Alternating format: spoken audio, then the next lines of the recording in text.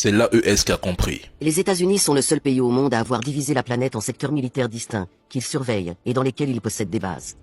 Il y a Northcom, PACOM, Southcom, EUCOM, CENTCOM, et maintenant, AFRICOM. Dans cette vidéo, ils ne disent pas tout. Ils prétendent qu'il n'y a que 6 commandements de combat unifiés américains dans le monde. Mais en réalité, il y en a 11. Au-delà des 6 qu'ils mentionnent, AFRICOM, CENTCOM, EUCOM, INDOPACOM, NORTHCOM et SOFCOM, il existe aussi SPACECOM pour les opérations militaires dans l'espace, CYBERCOM pour la guerre numérique, SOCOM pour les opérations spéciales dans le monde entier, TRANSCOM chargé de la logistique et du transport global et STRATCOM responsable de la stratégie nucléaire et de la dissuasion stratégique.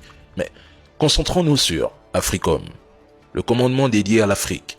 Officiellement, ses missions sont claires: combattre les terreaux, former et soutenir les armées africaines, protéger les intérêts américains sur le continent et participer à des actions humanitaires. Nous sommes d'accord? Très bien. Mais posons la vraie question.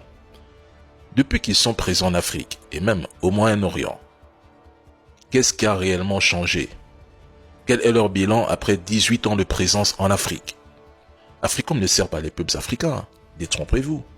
Il sert à défendre les intérêts géostratégiques des États-Unis, notamment l'accès aux ressources stratégiques comme le pétrole, l'or, l'uranium ou le lithium qu'on trouve au Sahel, au golfe de Guinée et en RDC.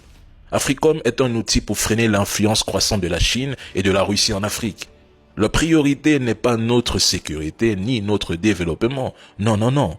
C'est leur domination, c'est leur hégémonie américaine qui compte. Par exemple, en nationalisant le pétrole libyen, Kadhafi a prouvé que l'Afrique pouvait se développer sans passer par les banques occidentales ni le FMI.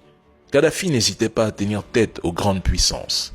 Sous prétexte de droits de l'homme et de démocratie, les États-Unis ont justifié l'invasion de la Libye en 2011. Ils l'ont fait parce que Kadhafi était un obstacle majeur à leur stratégie de déploiement militaire en Afrique. Et qui a lancé les hostilités?